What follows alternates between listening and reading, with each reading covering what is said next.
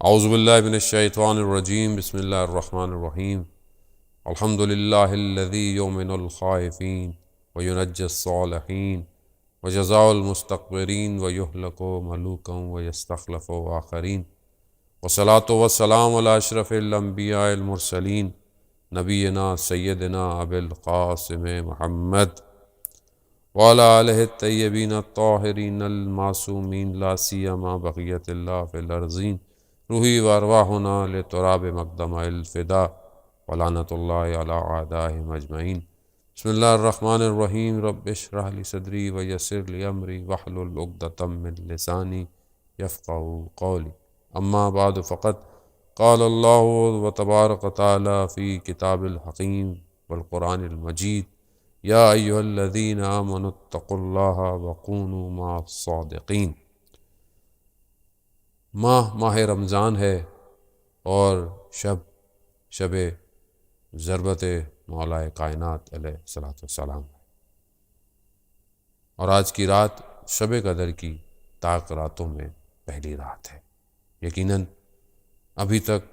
جتنے بھی ہم نے اعمال کیے ہوں گے خداوند متعال ان کو اپنی بارگاہ میں قبول اور مقبول فرمائے۔ شب قدر کی رات ان بہترین راتوں میں سے ایک رات ہے کہ جس کے لیے بہت سارے فضائل جو ہے وہ ذکر ہوئے ہیں۔ یہ ایک رات کئی مہینوں کی راتوں سے افضل ہے۔ اس رات کو خدا اپنے کرم اپنے رحمت سے اس میں وہ دسترخوان ہمارے لیے بچھاتا ہے کہ جس میں سے ہم اگر چاہیں تو اپنی ظرفیت کے حساب سے بہت کچھ جمع کر سکتے ہیں۔ ایک عالم بزرگوار فرماتے ہیں کہ ہم بعض اوقات شب قدر کے اندر جو دعائیں مانگتے ہیں کہ خدا ہمیں یہ عطا کر دے، آنے والے سال میں ہمیں یہ دے دے، رزق میں اضافہ کر دے، اولاد دے دے، گھر دے دے، جو ہماری ضروریات ہیں جب ہم ان کی دعائیں کرتے ہیں، یا حتیٰ یہ بھی دعا کرتے ہیں کہ پروردگار ہمیں تو بہشت میں جگہ دے، ہمیں جنت فردوس عطا کر۔ وہ فرماتے ہیں کہ یہ جتنی بھی ہم دعائیں مانگتے ہیں یہ ساری دعائیں اس دسترخوان پر کہ جو ہمارے لیے بچھایا جاتا ہے، اس میں یہ وہ چھوٹے چھوٹے ٹکڑے ہوتے ہیں کہ جو بعض اوقات کھانا کھانے کے بعد دسترخوان پر جمع ہوتے ہیں، جنہیں انسان بعد میں سمیٹ رہا ہوتا ہے۔ کہا یہ تو وہ چھوٹے چھوٹے سے ٹکڑے ہیں، اگر انسان آج کی رات کو کچھ مانگنا چاہتا ہے تو کم از کم اتنا مانگے کہ پروردگار اسے یہ توفیق دے کہ روز قیامت میں وہ 100 لوگوں کی شفاعت کرے گا۔ عزیزان محترم، اس رات کی اہمیت کو ہم درک کریں، ہم اس رات کو سمجھنے کی کوشش کریں، اس کے وقت اس کے اوقات کو ہم ضائع نہ ہونے دیں۔ اس میں بہت سارے اعمال جو ہیں وہ ذکر کیے گئے ہیں، اور یقیناً جو ہے وہ اعمال کو آپ انجام بھی دیں گے اور انجام دے بھی رہے ہوں گے۔ وہاں پر قرآن کے اعمال، دعائیں، مناجات اور اپنے آپ کو خداوند متعال کے قریب کرنا ہے، اپنی اس ظرفیت کو کھولنا ہے، اپنے دل کے وہ جو انسان نے اپنے اعمالوں سے اس پر لیر لگا دی ہے اس کو دور کرنا ہے۔ جتنا انسان کا قلب جو ہے وہ منور ہو جائے گا، نورانی ہو جائے گا، اتنا انسان زیادہ جو ہے وہ اس رات کو حاصل کر سکتا ہے۔ سورہ حجرات میں جہاں پر رسول خدا صلی اللہ علیہ وآلہ وسلم کے بارے میں بیان ہوا، مفسرین قرآن بیان کرتے ہیں کہ حجرے سے مراد وہ کمرہ ہے، حجرہ جیسے کمرے کو بھی کہتے ہیں، اور انسان کا دل بھی ایک حجرہ ہے۔ وہ جتنا اس کو پاک کرے گا، جتنا اس کے قلوب اپنے قلب کو صاف کرے گا، اتنا اس کا جو قلب ہے وہ منور ہو جائے گا، اور جتنا یہ منور ہوگا اتنا یہ رسول خدا صلی اللہ علیہ وآلہ وسلم کے نزدیک ہوگا، اور جتنا نزدیک ہوگا اتنا وہاں سے عطا ہوگا۔ تو آئیے ہم آج کی رات اپنے قلوب کو دنیا کی محبتوں سے، دنیا کی چاہتوں سے، دنیا کی لذتوں سے اس کو صاف کریں، اور اپنے اس قلوب کو منور کریں اس نور سے کہ جو ہمارے پورے وجود کو جو ہے وہ منور کر سکتا ہے اور خداوند متعال کے قریب کر سکتا ہے۔ اور ان سارے مومنین کے قلوب کا محور جو ہے وہ حضرت علی ابن ابی طالب ہیں، امیر المومنین ہے، کیونکہ مومنین کے امیر ہیں، اور ظاہر ہے اگر ہم اپنے آپ کو تھوڑا بہتر کرتے ہیں تو سب سے زیادہ قریب رسول خدا کے حضرت علی ابن ابی طالب علیہ الصلوۃ والسلام کی ذات ہے۔ آج وہ رات ہے کہ جب مولا کائنات کو وہ ضربت لگی اور امام زخمی ہوئے، اور چند دن بعد امام کی شہادت ہو گئی۔ یقیناً ماہ رمضان میں یہ ایام عزا کے ایام ہیں، غم کے ایام ہیں۔ وہیں پر ہمارے ہاں بہت ساری یقیناً ان حالات میں کہ اس طرح ہر جگہ تو شاید ممکن نہیں ہو پا رہا کہ جس طرح ہم مجالس کو اور عزاداری کو قائم کرتے تھے، جلوس کرتے تھے، ماتم کرتے تھے، لیکن پھر بھی جہاں جہاں بھی ہیں خداوند متعال نے ہمیں یہ توفیق دی ہے کہ ہم کسی بھی طریقے سے اس ذکر کو نہ روکیں، اس عزاداری کو نہ روکیں، چاہے وہ جو ہے وہ آن لائن ہی کیوں نہ ہو، چاہے وہ کسی بھی طریقے سے ہو، ایک کمیونٹی کر رہی ہو، ایک شہر میں ہو رہا ہو، یا کوئی نہ کوئی آرگنائزیشن آپ کے لیے ان چیزوں کو آپ تک پہنچا رہی ہو۔ اصل ہدف اس ذکر کو کرتے رہنا ہے اور اس ذکر پہ قائم رہنا ہے اور اپنی ذات کو تبدیل کرنا ہے۔ بہرحال اسی سلسلے میں جو ہے وہ میں چند گزارشات جو ہے وہ آپ کی خدمت میں کہ ہم اپنے قلوب کو ذکر اہل بیت سے منور کریں۔ روایت ہے خاص طور پہ جو رسول خدا کے چچا تھے عباس، وہ آئے اور رسول خدا کی خدمت میں آئے اور بیٹھے، اور پھر انہوں نے دیکھا کہ ایسے میں حضرت علی جو ہیں وہ داخل ہوئے ہیں۔ جیسے ہی حضرت علی داخل ہوئے، رسول خدا کے چہرہ کھل اٹھا خوشی سے، اور ان کو دیکھ کر ان کے چہرے پر جو کیفیت پیدا ہوئی اس کو دیکھ کر جو ہے وہ انہوں نے فرمایا کہ کیا آپ جو ہے وہ یا رسول اللہ آپ علی سے اتنی محبت کرتے ہیں کہ آپ کا چہرہ جو ہے وہ تبدیل ہو گیا، چہرے نے آپ کے جس چیز کا اظہار کیا اس سے لگتا ہے کہ آپ بہت محبت کرتے ہیں۔ تو رسول خدا فرماتے ہیں خدا کی قسم، خدا جو ہے وہ سب سے زیادہ لوگوں میں جو ہے انسانوں میں علی سے محبت کرتا ہے، اور جب خدا اتنی محبت کرتا ہو تو پھر ظاہر ہے دوسرے لوگوں کو بھی حضرت علی علیہ السلام سے اتنی ہی محبت کرنی چاہیے۔ اور پھر فرمایا کہ ان اللہ جعل ذریۃ کل نبی فی صلبہ، کہ اللہ تعالیٰ نے ہر نبی کی جو نسل تھی اس کو انہی کے سلوب میں، یعنی کہ انہی کے سلب میں رکھا، ان کی نسلوں کو، ان کی اولادوں کو۔ جس طرح حضرت ابراہیم کی نسل کو حضرت اسماعیل اور حضرت اسحاق کے اندر رکھا، حضرت یعقوب کی نسل سے حضرت یوسف آئے، اور اسی طرح حضرت داؤد کی جو ہے وہ نسل سے حضرت سلیمان جو ہے نبی جو ہے وہ آئے۔ مگر پروردگار نے یعنی خود رسول خدا کی ذریت کو حضرت علی علیہ السلام کے سلوک میں رکھا، اور حضرت علی ہی کے فرزند کو، ان کی جو اولاد تھی انہی کو اوصیاء اور اولیاء قرار دیا۔ آئمہ علیہ السلام سب حضرت علی علیہ السلام کی جو ہے وہ نسل میں سے قرار پائے۔ یہ خدا کا لطف و کرم ہے، یہ خدا کا حضرت علی کو پسند کرنا ہے کہ وہ چاہتے تھے کہ یہ سلسلہ جو ہے وہ ان کی ذات سے جو ہے وہ آگے کی طرف بڑھے۔ پھر بہرحال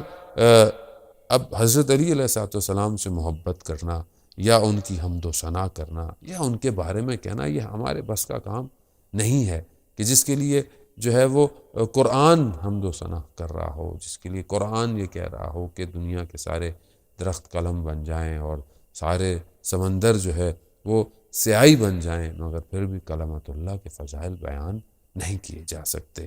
مگر جتنی بھی حمد و ثنا ہم کر سکتے ہیں وہ ہمیں کرنی چاہیے، مگر دوسرے زاویے سے دیکھیں کہ حضرت علی علیہ السلام ہم سے کیا چاہتے ہیں۔ جبکہ رسول خدا ہی کی جو ہے وہ حدیث ہے، فرماتے ہیں کہ جنت میں جو ہے جنت میں داخل جب ہوں گے، یا جنت کوئی دروازہ اس پر جو کھونٹی ہے، اس پر جو وہ لگا ہوا ہے، جس کو نوک کیا، جس کو کھٹکھٹایا جائے گا، اس کھٹکھٹانے والی جگہ پر، کھونٹی پر جو آواز آئے گی وہ یا علی کی ہے، یا علی کی ہے۔ اسی کو سن کر جو ہے وہ جنت میں جو ہے وہ داخل ہونا پڑے گا۔ تو ظاہر ہے ہم کوشش کریں کہ اپنی زندگی میں بھی ہے حضرت علی علیہ السلام کے ذکر کو جو ہے وہ اپنے آپ کو اس سے منور رکھیں۔ امام کا ذکر خدا نخواستہ اگر کوئی نہیں کرتا تو ایسا نہیں ہے کہ ان کا ذکر ختم ہو جائے گا، نہیں، ان کے ذکر پر تو جو ہے وہ اس زمانے میں ان کے شہادت کے بعد سے لے کر اس سے پہلے سے کئی عرصے تک جو ہے وہ منبر سے ان کے بارے میں غلط جو ہے وہ کہا گیا، مگر کیا ان کا ذکر ختم ہو گیا؟ کیا ان کے فضائل ختم ہو گئے؟ جورداک مسیح جو ہے وہ اپنی کتاب میں یہی لکھتا ہے کہ یہ دنیا کی وہ شخصیت ہے کہ جن کے دوستوں نے جان کے خوف سے فضائل کو چھپایا اور دشمنوں نے تعصب سے جو ہے وہ فضائل کو چھپایا، مگر پھر بھی حضرت علی کے فضائل اتنے ہیں کہ جن کو ہم بیان کرنے سے قاصر ہیں۔ مگر وہیں پر آج کل کے دور کو اگر آج ہم دیکھیں تو ہمیں اس طرف سے بھی دیکھنا چاہیے کہ حضرت علی علیہ السلام ہم سے کیا چاہتے ہیں۔ کچھ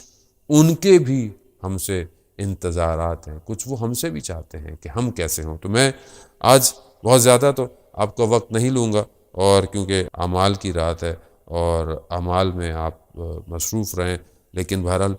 ذکر علی یا عبادہ علی کا ذکر بھی جو ہے وہ عبادت ہے، اور اسی عبادت کو کرتے ہوئے کہ میں کچھ چیزیں آج آپ کی خدمت میں بیان کرنا چاہتا ہوں کہ جس سے خود جو ہے وہ امام علی علیہ السلام جو ہے وہ کیا چاہتے ہیں، خاص طور پہ جو لوگ ان سے محبت کرتے ہیں، جو اپنے آپ کو ان کا شیعہ کہتے ہیں۔ حضرت امام جعفر صادق علیہ السلام کے دور کا واقعہ ہے، ایک شخص تھا عمار دہنی، اور کوئی اس کو مشکل پیش آ گئی اس زمانے میں، اور اسے قاضی کے پاس جانا پڑ گیا، کیونکہ اس زمانے میں وہ قاضی اور حکومتیں بھی اہل سنت تھیں، تو قاضی بھی جو تھا وہ اہل سنت تھا۔ یہ ان کے پاس گیا اور قاضی کو اپنے کچھ مسئلہ تھا، اس کے لیے شہادت گواہی پیش کی، تو قاضی نے کہا کہ میں تمہاری شہادت کو قبول نہیں کروں گا۔ کیوں قبول نہیں کروں گا؟ کہا کہ دو وجہ سے میں تمہاری شہادت کو، ایک تو تم شیعہ ہو اور تم رافضی ہو۔ رافضی جو ہے وہ اس زمانے میں جو یہ کہتے تھے کہ جنہوں نے جو ہے وہ روش پیمبر یعنی پیمبر کی سنت کو اور جو ہے وہ اہل سنت کو جو ہے وہ چھوڑ دیا ہو، اس کو یہ کہتے تھے رافضی۔ اور رفضہ جو ہے وہ لغت میں کنارہ کر دینا، یعنی کسی چیز کو چھوڑ دینا کے معنوں میں استعمال ہوا ہے۔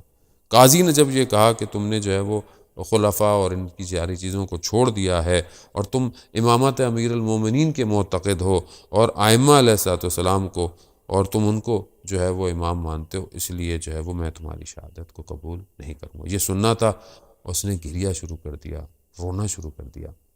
قاضی نے دیکھا کہ وہ گریہ کر رہا ہے تو وہی سمجھا کہ شاید یہ اپنے عقیدے کی وجہ سے جو ہے وہ شرمندہ ہے۔ کہا کہ اگر تم اپنے عقیدے سے پلٹنا چاہتے ہو تو میں تمہاری مدد کروں گا۔ تو انہوں نے کہا کہ نہیں، میں اس لیے گریہ نہیں کر رہا۔ کہا میں گریہ ایک اپنے لیے کر رہا ہوں، وہ دوسرا گریہ مجھے تمہارے پر آ رہا ہے۔ اپنے پہ میں گریہ اس لیے کر رہا ہوں کہ تم نے مجھے کہا رافضی تو اس کو کہتے ہیں کہ جو باطل کو ترک کر دے۔ رافضی سب سے پہلے جو لفظ استعمال ہوا وہ ان ساحران، ان جادوگروں کے لیے استعمال ہوا تھا کہ جنہوں نے فرعون کو ترک کر دیا تھا اور حضرت موسیٰ علیہ السلام کی طرف مائل ہو گئے تھے، اور انہوں نے باطل کو ترک کر دیا تھا۔ گناہوں کو ترک کر دینا جو ہے وہ رافضی کہلاتا ہے۔ اور تم نے مجھے کہا ہے کہ میں اپنے اندر یہ صلاحیت نہیں پاتا، میں اپنے اندر اس وجود کو نہیں پاتا کہ میں نے ان ساری چیزوں کو ترک کر دیا ہو۔ دوسرا تم نے مجھے شیعہ کہا، میں کہاں؟ اور شیعان امیر المومنین کہاں؟ شیعان امیر المومنین تو حضرت سلمان تھے، حضرت عمار تھے، حضرت ابو ذر تھے، میں کہاں؟ اور شیعان امام جعفر صادق علیہ السلام کہاں؟ مجھے تو اپنے پر گریہ آ رہا ہے کہ تم نے مجھے اتنے بڑے بڑے لقب جو ہے وہ دے دیے جبکہ میں اس قابل نہیں ہوں۔ اور دوسرا مجھے تم پر گریہ آ رہا ہے کہ تم اس جگہ پر ہوتے ہوئے تمہیں علم ہی نہیں ہے کہ کون سا لفظ کس کے لیے استعمال کیا جاتا ہے۔ وہ شخص بہرحال وہاں سے اٹھا اور جب امام کی خدمت میں یعنی امام جعفر صادق علیہ السلام کی خدمت میں پہنچا تو امام کو جب اس نے بتایا تو امام نے کہا کہ بہت اچھا کام کیا تم نے، اور تم نے یہ جو ادب اور احترام کیا اور ہمارے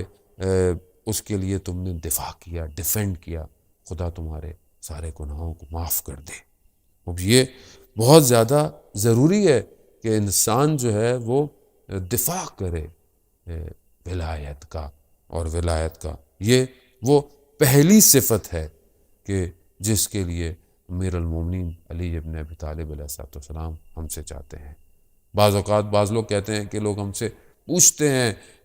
بعض اوقات ہمارے بہت سی چیزوں کو جو ہے وہ غلط بیان کیا جاتا ہے، تو ہم کس طرح ڈیفینڈ کریں، کس طرح بیان کریں۔ بات یہ کہ جو حق ہے اس کو بیان کیا جائے، مگر اس کے تقاضوں کے اندر رہ کر، گفتگو میں رہ کر ساری چیزیں حق کو بیان کرنا ضروری ہے، مگر ظاہر ہے کہاں کس طرح بیان کرنا ہے یہ بھی ضروری ہے۔ اور یہ ادب اور احترام بھی ضروری ہے کہ ہم اہل بیت علیہ الصلوۃ والسلام کے ماننے والے ہوں تو ہم اس موقف کو لوگوں تک جو ہے وہ پہنچائیں۔ رسول خدا صلی اللہ علیہ وآلہ وسلم نے جو ہے وہ حضرت علی علیہ السلام کو فرمایا کہ جبرائیل میرے پاس آئے ہیں اور اللہ تعالیٰ نے جو ہے وہ جو حضرت علی کے شیعہ ہیں ان کے لیے 7 جو ہے وہ چیزوں کو بیان کیا ہے کہ پہلی چیز جو ان کے اندر خصوصیات پائی جائیں گی وہ 7 ہیں۔ یہ 7 خصوصیات کیا ہیں؟ پہلی یہ ہے کہ ان کو مرتے وقت جو ہے وہ ان کو رفیق ان کے ہمراہ ہوگا، دوست ان کے ہمراہ ہوگا، یعنی یہ اپنی جان کو جو ہے بہت آرام سے جو ہے ان کی نکلے گی، یہ پہلی صفت۔ دوسری کہ وحشت قبر میں ان کا مونس ہوگا، ان کے ساتھ کوئی ان کی اس کو مدد کرے گا۔ تیسرا ان کو جو ہے وہ جب اندھیرا ہوگا، تاریکی ہوگا، جب ظلمت ہوگی تو ان کے ساتھ نور ہوگا۔ چوتھی چیز کہ جب روز قیامت میں فریاد اور نالہ برپا ہوں گے اس زمانے، اس وقت ان کو امنیت جو ہے ملے گی، ان کو سکون دیا جائے گا۔ اور 5ویں چیز جو ہے کہ جب عدالت، خاص طور پہ جب اعمال کو جو ہے وہ ناپا تولا جائے گا اس وقت ان کے ساتھ عدالت ہوگی۔ اور جب صراط سے گزارا جائے گا تو ان کے پاس صراط سے گزرنے کا جو ہے وہ جواز ہوگا، ان کے پاس ایسی چیز عطا کی جائے گی تاکہ یہ صراط سے جو ہے وہ آرام سے گزر سکے۔ اور جب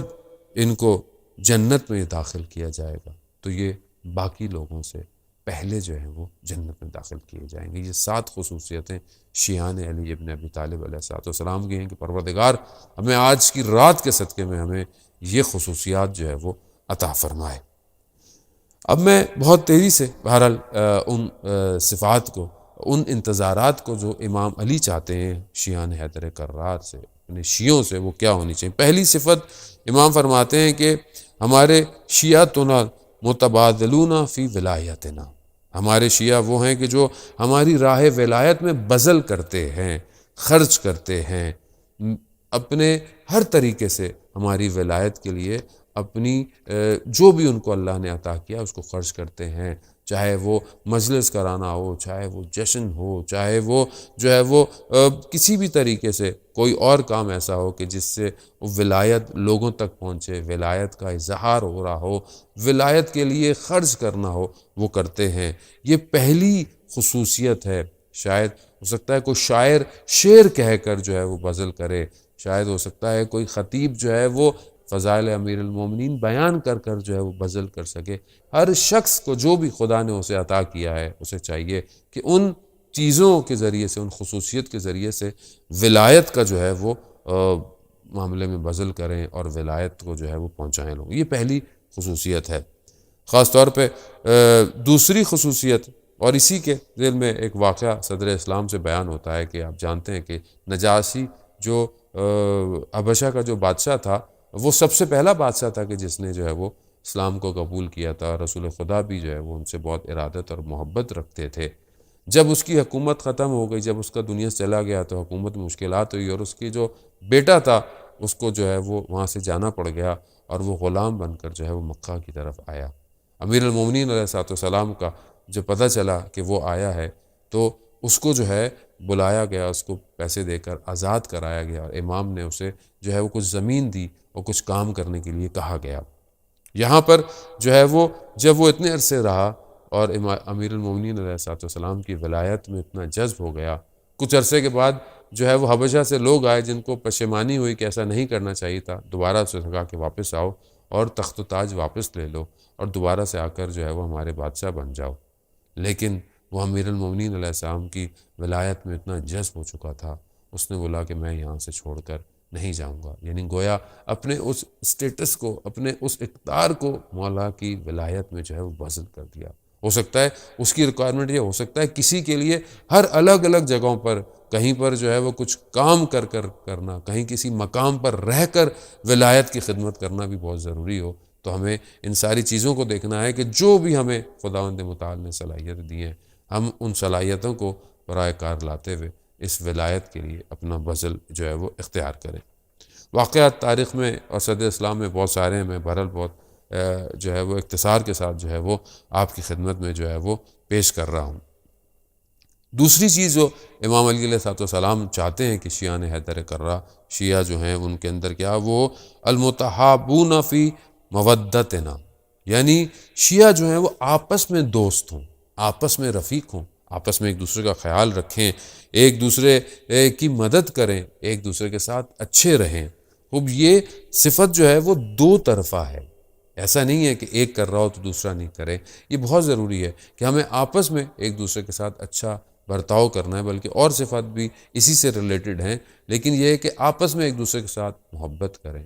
اور مومنین خاص طور پہ ایک دوسرے کا خیال رکھیں۔ ایک مومن دوسرے مومن کی حاجت کو بھی اگر پوری کرتا ہے تو خداوند متعال اس کی قیامت میں لاکھوں حاجتوں کو جو ہے وہ پورا کرے گا۔ بہرحال اس موضوع پہ گفتگو اور بھی بہت سی کی جا سکتی ہے، لیکن تیسرا انتظار جو امیر المومنین علیہ السلام چاہتے ہیں شیعان حیدر کرار سے، وہ یہ ہے المتظاہرون فی احیاء امرنا،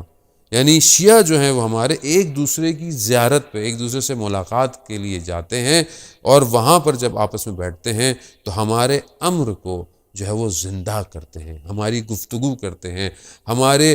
باتوں کو بیان کرتے ہیں، ہماری تاریخی چیزوں پہ گفتگو کرتے ہیں، ہمارے فضائل کا ذکر کرنا اور امام کے مقاصد کا ذکر کرنا، کیوں امام کو لوگوں نے اس زمانے میں چھوڑ دیا، کیوں ائمہ علیہ السلام نے قیام کیا، کیوں کربلا کا واقعہ پیش آیا، کیوں امام موسیٰ کاظم علیہ السلام زندان میں رہے۔ یہ ان امور کو زندہ کرنا ہے۔ امام کے دشمن کون تھے، کیا چیز تھی جو امام کی حکومتوں کے آگے رکاوٹیں بنی، اور کیا چیز ہے جو آج وقت کے امام کے ظہور میں رکاوٹیں ہیں۔ اب یہ بہت ضروری ہے، یہ ایک صفت ہے کہ جب یہ آپس میں بیٹھتے ہیں تو اہل بیت کے امور کو احیا کرتے ہیں، زندہ کرتے ہیں۔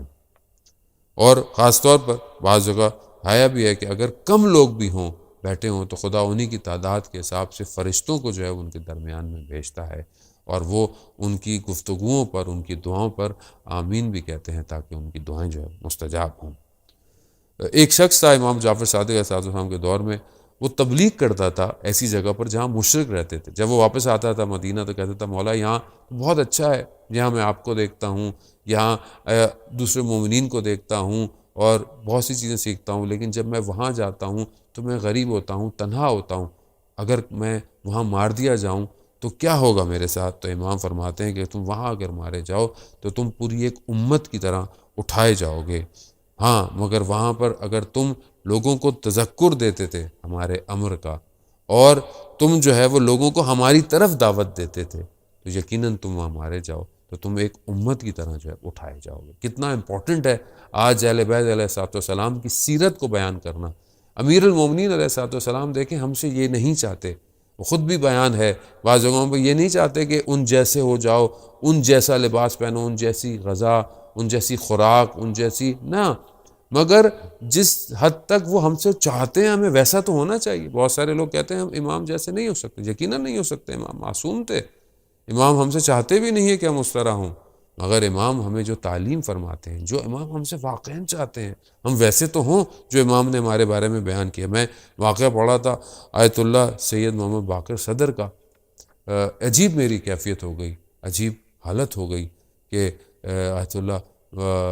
سید محمد باقر صدر جو ہے کہ جب نجف میں پڑھا کرتے تھے اور نجف ہی میں تھے اور درس جب دیا کرتے تھے تو کہتے تھے کہ میں نے کچھ عرصے اپنا روٹین ایسا بنایا کہ میں شام کو، رات کو جو میں نے کل درس دینا ہوتا تھا، تدریس کرنی ہوتی تھی، میں جا کر مولا کے حرم میں اس کو دہراتا تھا، اس کو پڑھتا تھا، اور میں نے وہاں دیکھا کہ کچھ عرصے میرے پر ایک خاص عنایت شروع ہو گئی کہ جب میں وہ درس وہاں جا کر دہراتا تھا تو ریپیٹ کرتا تھا تو آہستہ آہستہ میرے اوپر علمی جو ہیں وہ دروازے کھلتے چلے گئے، ایک موضوع کے اندر سے کئی موضوع، اور پھر اس طرح دوسرے باب جو ہے وہ میرے پر کھلتے گئے، اور یہ عنایت کو میں نے وہاں محسوس کیا۔ کچھ عرصے کے بعد میری کچھ روٹین ایسی ہو گئی کہ میرا ٹائم ڈسٹرب ہو گیا اور میں نہیں جا پایا جس طرح میں رات کو جاتا تھا اور وہاں یہ بیان کرتا تھا۔ تھوڑا عرصہ گزرنے کے بعد انہی کی فیملی میں کہا کہ وہ خاتون آئیں اور انہوں نے مجھے مخاطب کر کے کہا کہ میرے خواب میں امیر المومنین علیہ السلام آئے، اور انہوں نے مجھے کہا کہ جاؤ اس باقر صدر کو تذکرہ دو کہ وہ کیوں نہیں آ رہا ہماری بارگاہ میں، اور ہمیں جو ہے وہ اپنا درس جو ہے وہ وہاں پر آ کر جو ہے وہ وہاں ریپیٹ کرتا تھا، تذکر کرتا تھا، کیوں نہیں آ رہا۔ شہید باقر صدر کہتے ہیں کہ میں متوجہ ہوا کہ امیر المومنین کتنی عنایت کرتے ہیں، مطلب میں وہاں جا کر صرف اپنے لیے پڑھا کرتا تھا، مگر اس وقت بھی مولا نے میرے پر نظر کرم کی ہوئی تھی۔ کتنے علماء کے واقعے ہیں، کتنے علماء نے اپنی زندگی میں ذرا سی کوشش کی مگر وہاں کرم مولا نے ان کی نگاہوں پر کیا۔ یہی وجہ ہے کہ آیت اللہ کشمیری رضوان اللہ تعالیٰ علیہ کہ جب تبعید ہو گئے، جب حالات سخت ہوئے نجف سے انہیں چھوڑنا پڑ گیا، اور وہ قم المقدسہ جب آئے اور وہاں تدریس کرتے تھے تو ان کے شاگرد بیان کرتے ہیں کہ آیت اللہ کشمیری اتنا نجف کی باتیں کرتے تھے، اور یقیناً نجف کی باتیں مولا کے حرم کی وجہ سے ہیں، مولا کے اس وجود کی وجہ سے ہیں کہ وہ اتنا نجف کا ذکر کرتے تھے، ہمیں لگتا تھا کہ شاید دنیا میں کوئی اور شہر ہے ہی نہیں، اور کیوں نہ ہو جس کی فضاؤں میں ہوائیں جو ہیں وہ گنبد سے ٹکرا کر جو ہے وہ پہنچتی ہوں، وہاں پر جو ہے کیفیت ہی کچھ اور ہوگی۔ امام کی ریکوائرمنٹ ہم شیعوں سے اور بھی بہت ساری ہیں، لیکن دامن وقت میں اتنی گنجائش نہیں، بس میں بہت تیزی سے کہتا ہوا کہ امام چاہتے تھے کہ امام کا انتظار یہ ہے کہ جو ہمارے ماننے والے ہیں وہ غصے میں کنٹرول رکھیں، غصے میں کسی کو غلط الفاظ استعمال نہ کریں۔ یقیناً دشمنان اللہ پر، دشمنان اہل بیت پر لعنت کرنا ہے، لیکن لعنت ویسے کریں جیسے قرآن کہہ رہا ہے۔ لفظ غلط استعمال کرنا یہ شایان شان نہیں ہے شیعان حیدر کرار کے۔ دشمن کے لیے سوچیں، دشمن کے لیے روایات بہت ساری ہیں، واقعات بہت سارے ہیں، دامن وقت میں گنجائش نہیں۔ جب دشمن کے لیے اہل بیت نہیں پسند کرتے تھے کہ ان کے لیے غلط لفظ استعمال ہو، لعنت بھیجیں، ان کی برائیوں کا ذکر کریں، ان کے ظلم کا ذکر کریں، ان کے ان مظالم کو بیان کریں تاکہ ان کی شخصیتیں واضح ہوں دنیا کے اوپر، لیکن ان کو سب اور دشنام نہ کہیں۔ یہ اہل بیت کی سیرت تھی، انہوں نے ہمیں تعلیم فرمائی، اور ہم آج کل کیا دیکھتے ہیں؟ آج ہم اپنے آپ کو، ایک دوسرے کو، مومنین کو، واللہ ہمیں نہ جانے کیا ہو گیا ہے، کیا ہمارے مولا ہم سے راضی ہوں گے ان ساری باتوں کی وجہ سے؟ باقی انتظار مولا جو ہم سے چاہتے تھے کہ ہم اسراف نہ کریں، چیزوں کو جو ہے وہ اس کے تعادل اور عدل اور جو اس کی ضرورت ہے قناعت کے ساتھ استعمال کریں، اپنے ہمسایوں کا خیال رکھیں، ان کے حق میں دعائیں کریں، ان کے احوالات سے خبردار رہیں کہ کسی کو کیا ضرورت ہے کیا ضرورت نہیں ہے، آپس میں نیک اخلاق رکھیں، محبت سے، نرم خوئی سے آپس میں گفتگو کریں۔ رات کو مولا امیر المومنین ایک جگہ سے گزر رہے ہوتے ہیں، پیچھے سے کچھ آواز آتی ہے، مولا پوچھتے ہیں کون؟ کہا مولا آپ کے شیعہ ہیں۔ امام پلٹ کر دیکھتے ہیں، کہتے ہیں مجھے تمہارے اندر کوئی ایسی نشانی نظر نہیں آ رہی جو میرے شیعوں میں ہو، خدا نہ کرے کہ کہیں ایسا ہو کہ ہمارے اندر کوئی ایسی نشانی نہ ہو کہ ہم یہ نہ کہہ سکیں کہ مولا ہم تو آپ کی شیعہ ہیں۔ خدا نہ کرے کہ ہمارے اندر کوئی ایسی نشانی نہ ہو کہ جو شیعان حیدر کرار میں ہونی چاہیے۔ خدا نہ کرے کہ ہم ایسے لوگوں میں شمار ہو جائیں کہ جن کے اندر کوئی بھی شیعان حیدر کرار کی نشانی نہیں پائی جاتی۔ یقیناً امام ہم پر لطف اور کرم کرے۔ آج کی رات بڑی سخت رات ہے، آج کی رات وہ ہے کہ جس کے لیے میرا مولا ہر رمضان کی شبوں میں انتظار کر رہا۔ آج کی رات وہ ہے کہ میرے مولا نے کئی دفعہ امام حسن سے پوچھا، بیٹا اس مہینے کے کتنے دن گزر گئے؟ امام حسین سے پوچھتے ہیں، بیٹا کتنی شبیں گزر گئی ہیں؟ اور اپنی راتوں کو تقسیم کیا اپنے فرزند، اپنی اولاد کے گھر میں۔ اور آج کی رات شاید حضرت ام کلثوم کے گھر پر تھی، گھر پر آئے اور بیٹی کے گھر پر بیان ہوتا ہے کہ دسترخوان پر جو ہے وہ 3 چیزیں رکھی گئیں، دودھ رکھا گیا، نمک رکھا گیا، روٹی رکھی گئی۔ مولا نے فرمایا، بیٹا تم نے کبھی دیکھا کہ تمہارے بابا کے دسترخوان پر کہیں 2 سے زیادہ چیزیں ہوں؟ ایک چیز اٹھا لو۔ انہوں نے نمک اٹھانا چاہا تو روایات کہتی ہیں کہ انہوں نے، مولا فرماتے ہیں، دودھ کو ہٹا لو۔ مولا نے روٹی اور نمک سے جو ہے افطار کی۔ جا کر جو ہے وہ آسمان کو دیکھتے رہے کہ پہر کون سا ہے۔ وہ کہا کہ وہ وقت آ گیا کہ جس کے لیے مجھے کہا گیا۔ گھر کی مرغابیاں بھی جو ہیں وہ امام کو روک رہی ہیں، مگر امام پہنچے، بیدار کیا اور اذان جو ہے وہ دی، اور اس کے بعد بیدار کیا اور نماز کے لیے اس مقام پر پہنچ گئے جو آخری مقام تھا، وہ جگہ کہ واقعاً ایک بندگی اور عبودیت کی کمال کی جگہ، وہ مسجد کا محراب جو آج بھی گریا اور نالا ہے۔ آج بھی کوفہ میں وہ مقام گریا اور نالا ہے کہ جہاں تھوڑی ہی دیر بعد جو ہے وہ ایک آسمان سے ندا آتی ہے کہ وہ ارکان الہدیٰ، وہ علی المرتضیٰ دنیا سے چلے گئے۔ ہاں عزتارن محترم، بڑا سخت ہے اس درد کو بیان کرنا۔ امام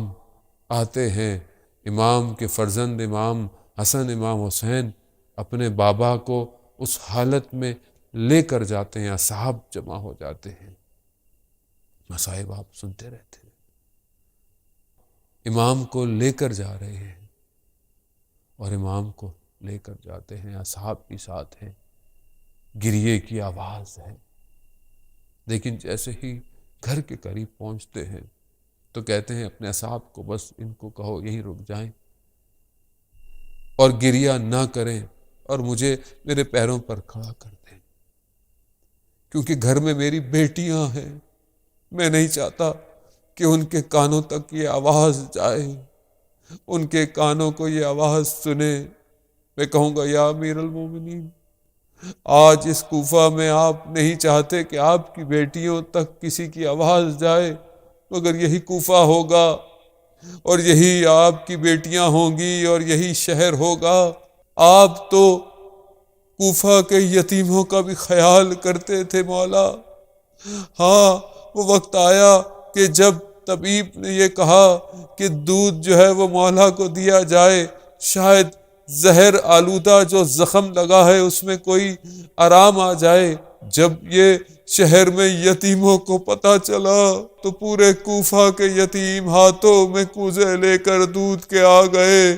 کہ شاید جو ہے وہ ہمارا جو ہمارے سروں پر ہاتھ رکھتا تھا ہم کچھ خدمت کر سکیں۔ یا امیر المومنین، آپ کے یتیم جب کوفہ آئیں گے تو اس وقت کوئی بھی ان کو پانی نہیں دے گا، ان کا خیال نہیں رکھے گا، بلکہ ان کا استقبال پتھروں سے کیا جائے گا، زبان کے تیروں سے کیا جائے گا۔ الا لعنت اللہ علی القوم الظالمین۔